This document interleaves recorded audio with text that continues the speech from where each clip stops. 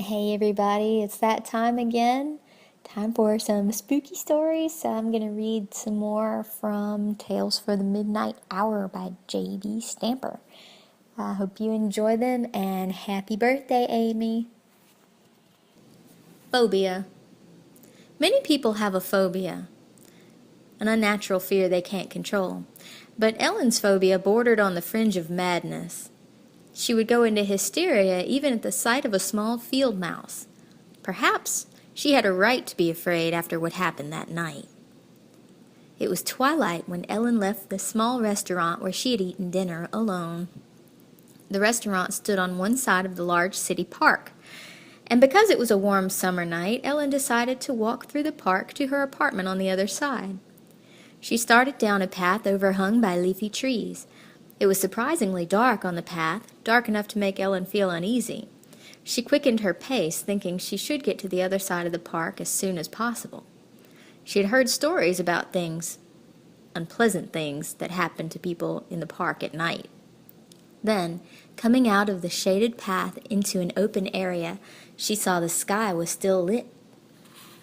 She decided to walk a little slower, but she couldn't completely forget her uneasiness or the stories. She walked on through the park toward the lake in the middle. Soon, another path loomed ahead, shaded by thick trees. Ellen looked in the distance down the path. No one seemed to be on it. She looked behind her, wondering if she should turn around. By now, though, she had walked into the center of the park. There was no turning back. Once on the shaded path, she could hear no sounds but the rustle of leaves. The sounds of the city were drowned out here. Ellen walked on, listening to the leaves whispering in the night air. She felt as though she were 1,000 miles from civilization, but then her ears picked up another sound. It wasn't a sound from the city outside, and it wasn't a sound from the trees either. She listened to her own footsteps on the cement path. She told herself that was what she had heard. But no, she heard it again, an echo of her own footsteps behind her. She was sure of it now. There were other footsteps following her. Fear crept into her mind. It made her heart pound and her legs walk faster. Soon, Ellen knew she had reason to be afraid. The footsteps behind were keeping pace with hers. They had quickened with her own. She kept herself from running, knowing she must not show her fear. She knew she must stay in control of herself. Forcing her legs to slow down, she realized the footsteps behind her were not slowing down. They came up from behind, quickly, eagerly. Ellen couldn't control her fear any longer. She broke into a run down the path. The footsteps didn't follow right away, but then, over the pounding of her heart, she heard them hitting the pavement fast and steady. Ahead, Ellen saw the path that went down to the lake. She knew that people more often came to the lake than any other place in the park. She ran down a small hill toward the lake. As she rounded a corner, her heart sank. The path by the lake was deserted too, and now the footsteps behind her were coming down the hill and were catching up with her. Ellen looked around wildly. There was a dense area of bushes and trees to her left. She ran on a few steps and then threw herself into hiding in the bushes. Maybe, she prayed, the footsteps would go away. It was dark by now. Only a half moon penetrated the night with its mellow light. Ellen heard the footsteps first, then she saw the shadow that belonged to them. The man stopped walking 20 feet from where she was hiding. He stood silent for a minute with his back to her.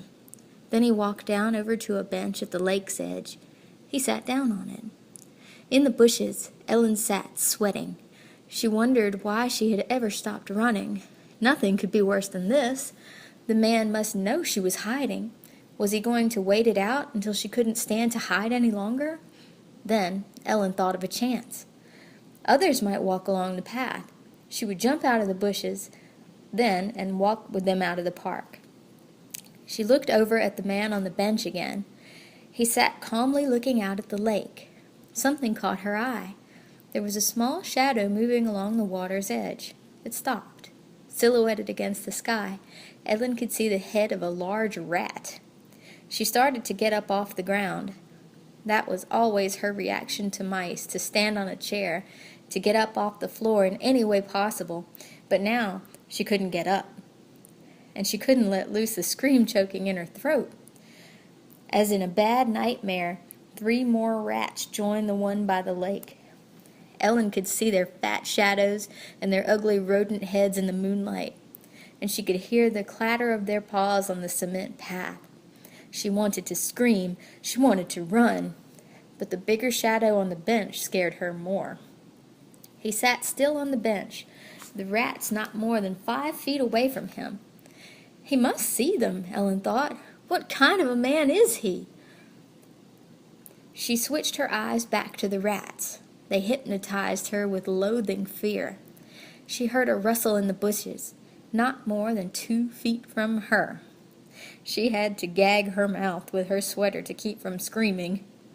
What if a rat came up to her? What if it jumped on her with its sharp claws? Then, with horror, Ellen saw that the 4 rats by the lake's edge were coming toward her. Their sharp rodent noses were pointing at her.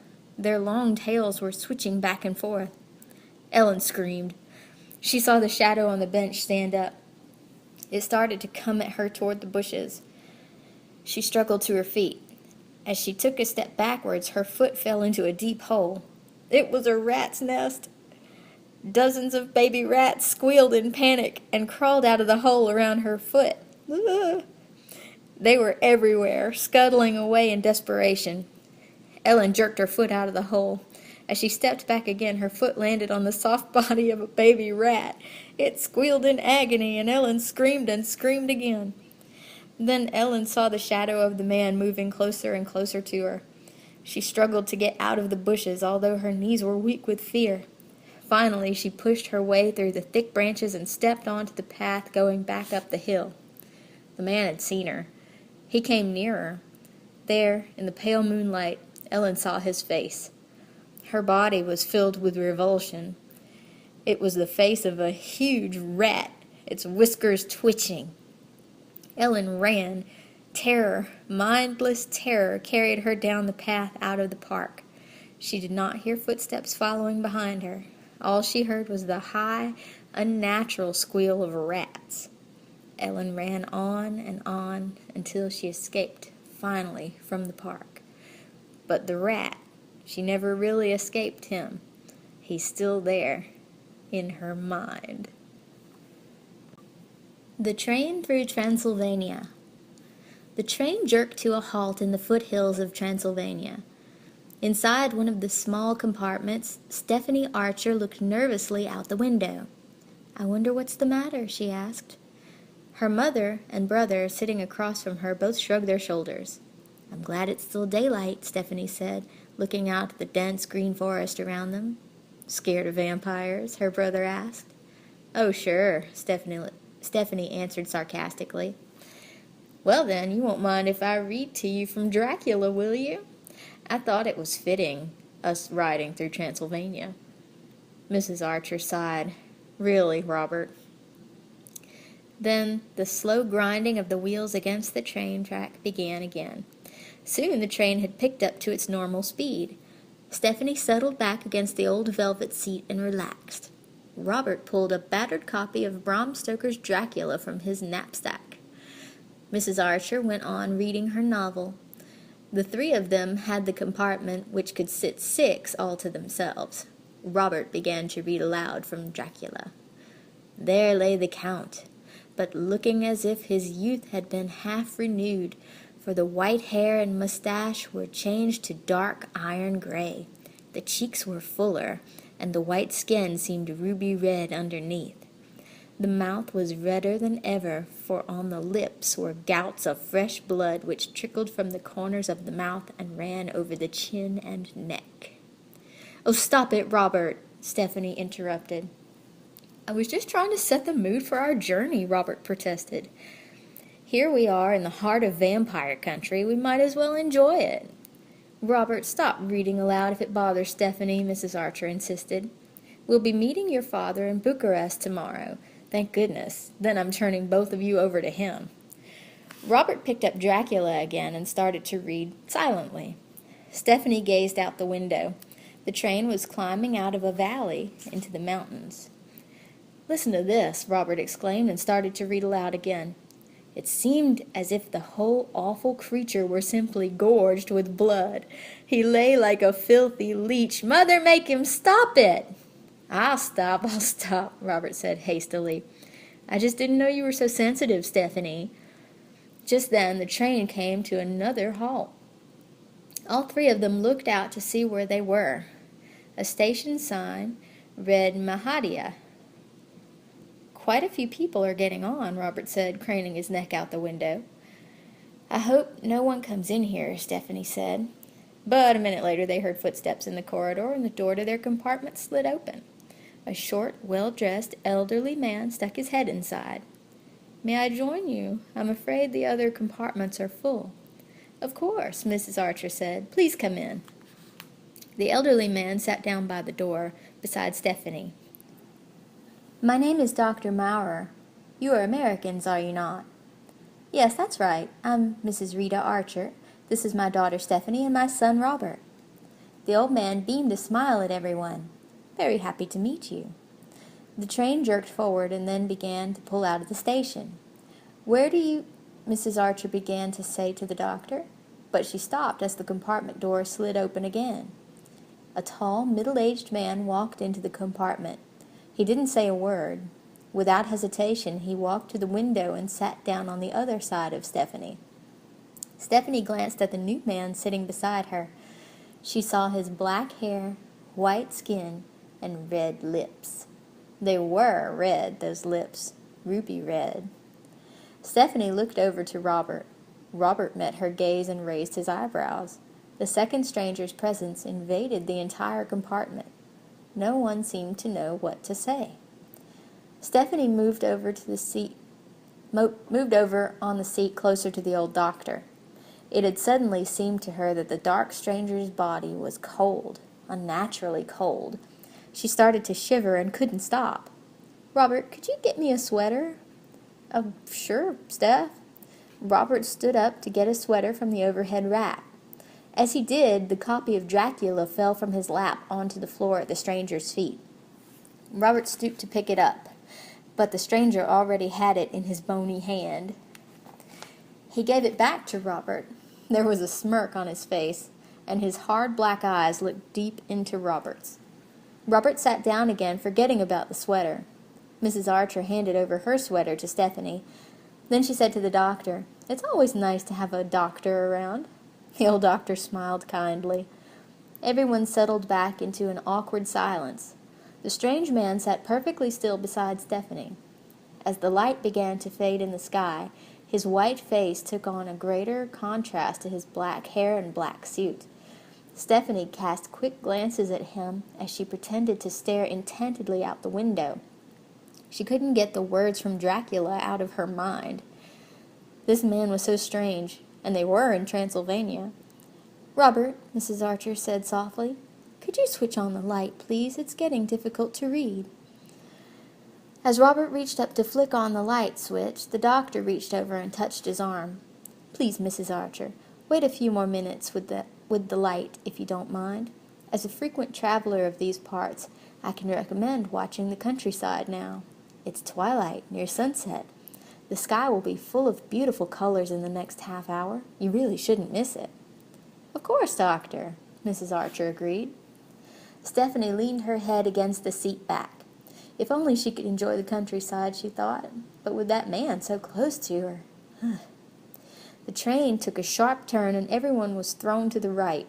The stranger's body pressed against Stephanie. She tried to move away, but her body was wedged between him and the doctor. The train straightened its course, but the man didn't move away from Stephanie. She turned to him. He was looking deep into her eyes.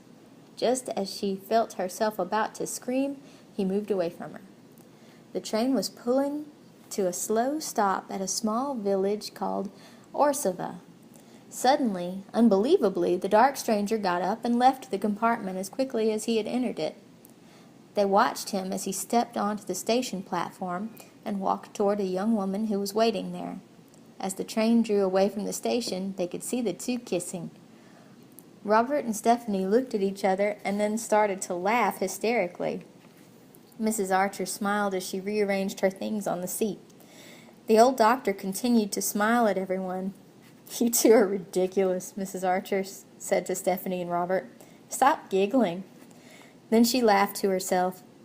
"I think I'll go and wash up now," Mrs. Archer said.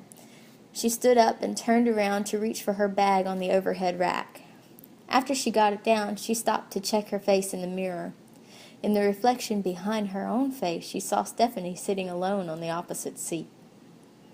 "Where's the doctor?" she began to say. But when she did turn around, to her surprise, the doctor was still in his seat. "How odd," Mrs. Archer thought, as the train plunged into another dark mountain tunnel. She sat back down again. The train whistle pierced through the air. The rattle of wheels on the tracks echoed throughout the tunnel. No other sound could be heard in the pitch blackness of the compartment. 3 minutes later, the train shot back out into the velvet blue twilight. "Stephanie!" Mrs. Archer shrieked. Stephanie was slumped across her seat, her head thrown back. Blood dribbled from 2 small holes in her neck. An unnatural smile played on her lips. "Doctor," she sighed. But the doctor was gone, and a full moon shone brightly in the Transylvanian sky. The attic door. She pushed open the creaking cast-iron gate in the fence that surrounded the house. It banged shut behind her as she walked up to the front door. Thick clumps of lilacs hung over the doorway. The air was laden with their sweet, suffocating odor. Rosalind lifted the heavy brass knocker and then let it fall. A hollow thump echoed inside the house. A few seconds later, the door opened. "Rosalind, it is you, isn't it? You're so grown up I hardly recognize you." Then she was smothered in the lilac-perfumed embrace of her aunt. "Hello, Aunt Harriet." "Come inside, dear, out of this humidity. The house always stays cool inside."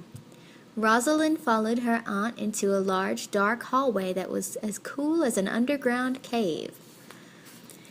"Here you are, finally visiting me after 16 years. How was your train ride?" But Aunt Harriet didn't wait for an answer. She chattered on. "I've been after your father to let you come for years. Well, it isn't any secret that your father didn't like my husband, is it? But now that dear Arthur has been dead for 4 years..." Aunt Harriet paused and then sighed. "It has been 4 long years since Arthur killed himself." Rosalind stared down at her feet. She didn't know what to say. Her mother had warned her that Aunt Harriet might be a little strange. She was right. "This is an enormous house, Aunt Harriet," Rosalind finally said. "I'll take you on a tour once you've had time to unpack. Now you must want to see your bedroom." "See your bedroom?" a strange voice croaked out. "Who's that?" Rosalind asked uneasily. Aunt Harriet laughed her high, tittering laugh and walked over to the end of the hallway.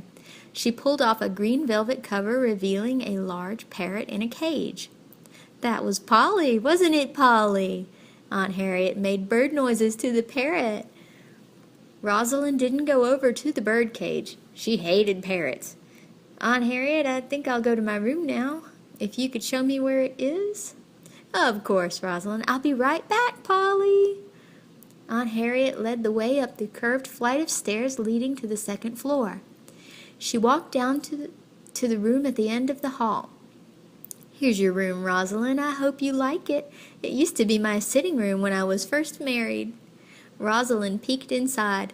The entire room was done in lilac. The bedspread was bright lilac. The wallpaper was a design of pale lilac flowers on white. Even the furniture had been painted lilac. "Oh, Aunt Harriet!" That was all Rosalind could think to say. "You get yourself settled in, Rosalind, dear, then come down and we'll have tea together." 20 minutes later, Rosalind came down the curving staircase to join her aunt for tea. Aunt Harriet was waiting in a sunlit room off the main hallway. Tea and cake were already sitting on a small table by the sofa. "Have some of my delicious cake, Rosalind. It's so nice for me to have company." Polly and I have to eat alone usually, don't we, Polly?" "Alone," croaked Polly. Rosalind saw that the parrot's cage had been set by the window. Rosalind ate some of the cake and sipped her tea. Her eyes slowly surveyed the room. The furnishings were very old-fashioned. The lamps had crystal beads hanging from the shades. Old velvet cloths edged with fringe were thrown over the chairs. Little statues and knickknacks and pictures were everywhere. One picture in particular caught Rosalind's eyes. "Is that my cousin Herman?" she asked. Aunt Harriet made a choking sound in her throat. "I'm sorry, Aunt Harriet, that was rude of me." Rosalind blushed. She knew that Aunt Harriet must feel awful about losing her son Herman when he was so young. And Uncle Arthur had killed himself just a month later. Rosalind tried to make up for upsetting her aunt. "You know, Aunt Harriet, I always wished I had known Herman. We were born in the same year. I cried when I first heard that he had died, even though I'd never met him." Aunt Harriet had regained her composure. "Oh, yes, dear, that is a picture of Herman. Now let's not talk about the past. I want to show you the house." Rosalind followed her aunt out of the room and into the dark hallway again. "First, I want to show you your Uncle Arthur's study and laboratory." Arthur was a great scientist, you know. He was just ahead of his time. People at the university were jealous of his superiority. That was the only reason he had to leave and carry on his experiments at home. They had walked into a huge book-lined room. Rosalind looked around it in awe. So this was where Uncle Arthur had worked. She had always known he was a scientist, but her father refused to talk about his work. She knew there had been some sort of scandal and Uncle Arthur had been dismissed from his university post. "And through this door," Aunt Harriet said as they walked on, "is his laboratory." The next room was even more awesome. It was filled with labeled jars of chemicals, test tubes, and other scientific equipment. "Just what did Uncle Arthur study?" Rosalind asked. "He was a biologist, a great biologist," Aunt Harriet said in a reverent tone. "He studied human mutations." "Oh," Rosalind said. She looked around the walls. There were pictures of apes and monkeys hanging beside photographs of human bodies. "You understand, don't you, Rosalind, that you mustn't touch anything in these 2 rooms. They are a monument to my husband's greatness. Someday, science will come to understand his genius. These rooms must be preserved exactly as they are." "Yes, Aunt Harriet," Rosalind said as she followed her aunt back through the study and into the hallway again. "The rest of the house you can explore on your own, Rosalind," Aunt Harriet said. "But I want to make one thing very clear to you." Aunt Harriet's voice hardened. "I never want you to go up into the attic. Do you understand that?" "Do you understand that?" the parrot mimicked from the next room. "I'm very serious, Rosalind. Never open the door that leads to the attic, or you'll be sorry." "You'll be sorry," Polly croaked out. Rosalind felt a strange sensation come over her. "I understand, Aunt Harriet," she promised. Rosalind spent the next days wandering about the house, leafing through the old books she found and sitting out in the garden at night with her aunt. Aunt Harriet asked a lot of questions about Rosalind's father and mother, but she changed the subject whenever Rosalind asked more about her cousin Herman. The time passed pleasantly enough for Rosalind, but after a few days she became restless. There was no one else to talk to but Aunt Harriet. Rosalind was ready for something to break the tedium. The 4th day she was there, Aunt Harriet announced that she was going to a friend's house for afternoon tea. Rosalind could come along if she wanted. Rosalind thought it over and decided she'd probably be bored. She told her aunt she would stay home by herself, perhaps go out into the garden and read. When her aunt left, Rosalind went up to her room and tried to read a novel she had brought along, but the novel didn't interest her. After a few minutes, she slammed the book shut. She got up and went out into the hallway. There was nothing she could think of to do. Her vacation had turned out to be a disappointment. As she walked down the hallway, she passed the doors that she knew led up to the attic. She paused in front of it.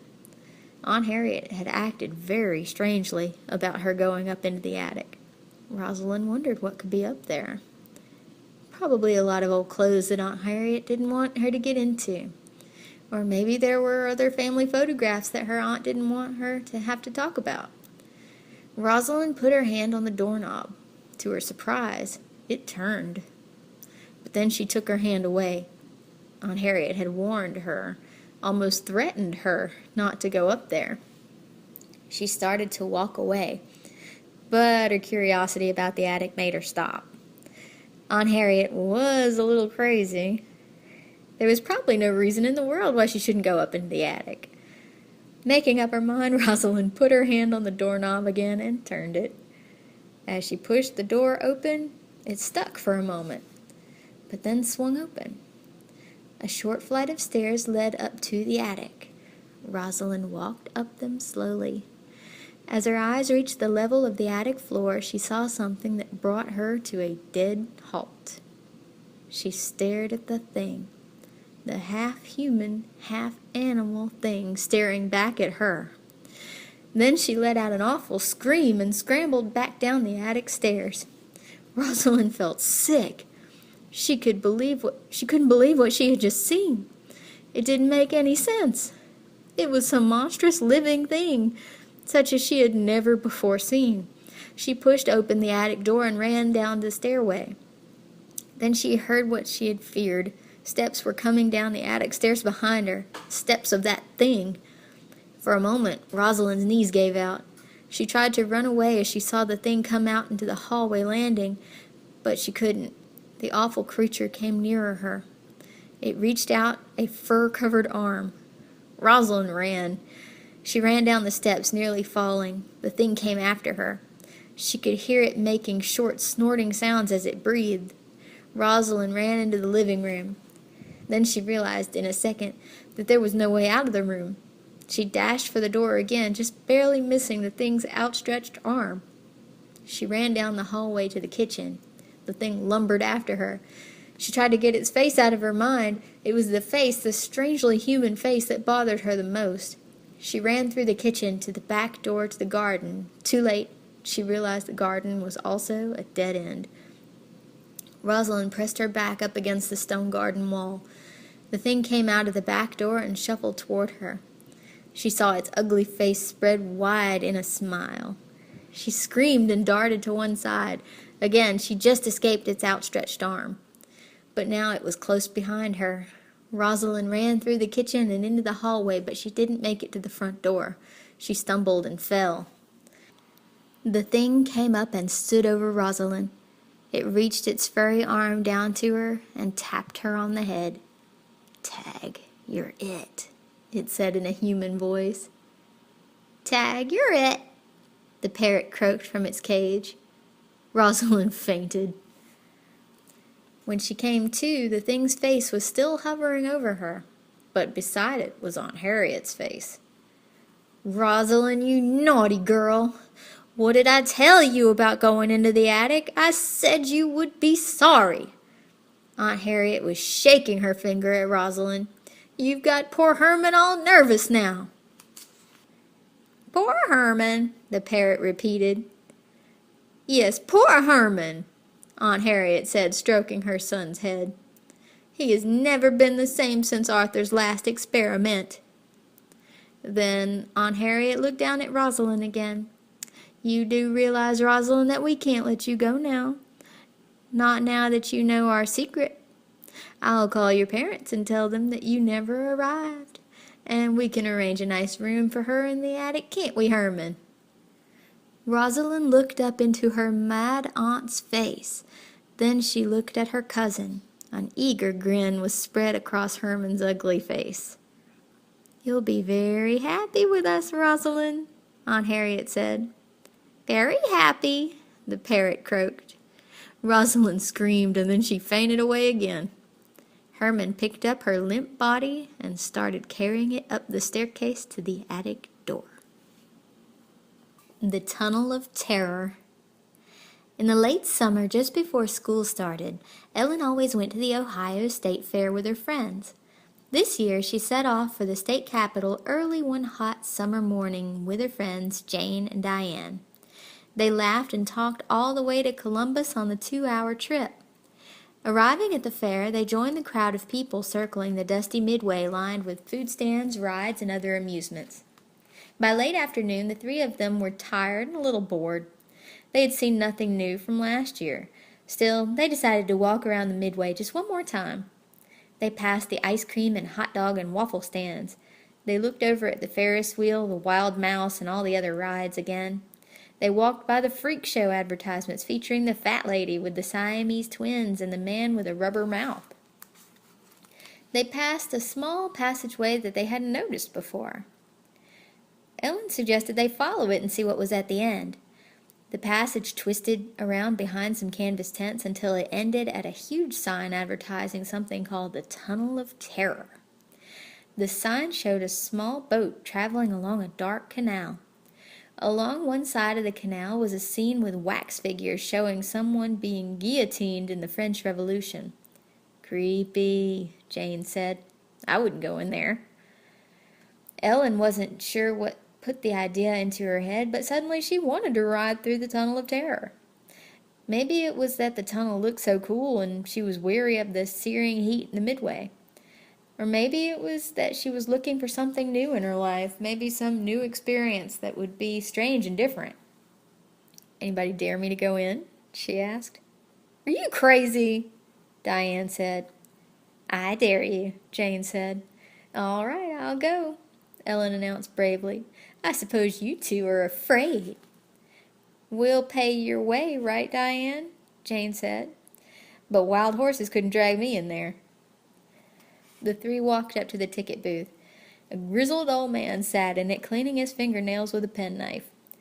"One, please," Ellen said.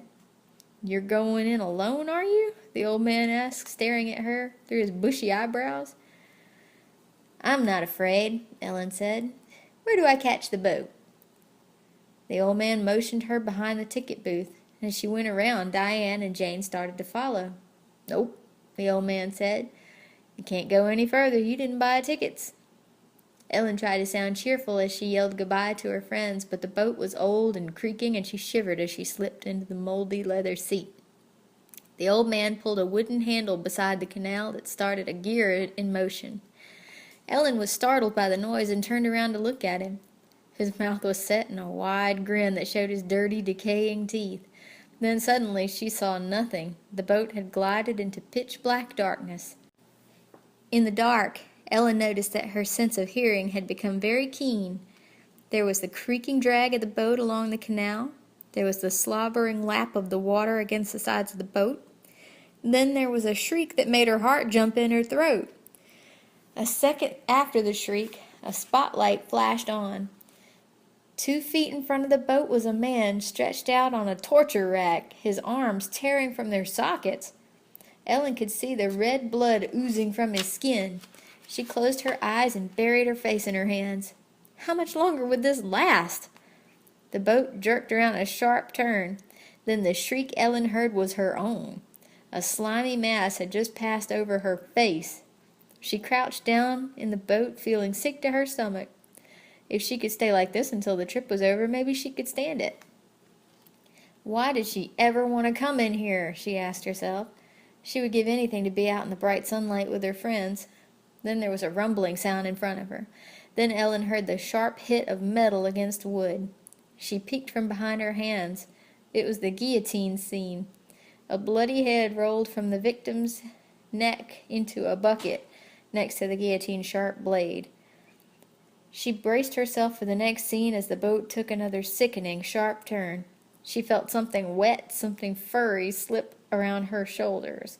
She tried to contain her screams. It would go away, she told herself, just like the slimy mass from before. But the wet fur seemed to press closer to her. She felt a weight get into the boat beside her. She screamed and screamed and screamed. Outside, Jane and Diane were laughing about the noises coming from inside the Tunnel of Terror. They could see the old man was enjoying it too. He leered at them with a strange grin on his face. But then the noise from the tunnel of terror seemed to change. The screaming became constant, taking on a shrill tone of madness. The two girls looked at each other uneasily. Jane walked up to the old man's ticket booth. "Will she be coming out soon?" she asked him. "In another few minutes," he answered, still grinning. "Getting her money's worth, ain't she?"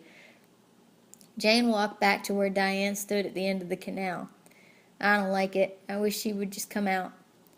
Just then the air was split with a cry of terror so awful the two girls shuddered at the sound of it. "Get her out of there," Jane said, running up to the old man.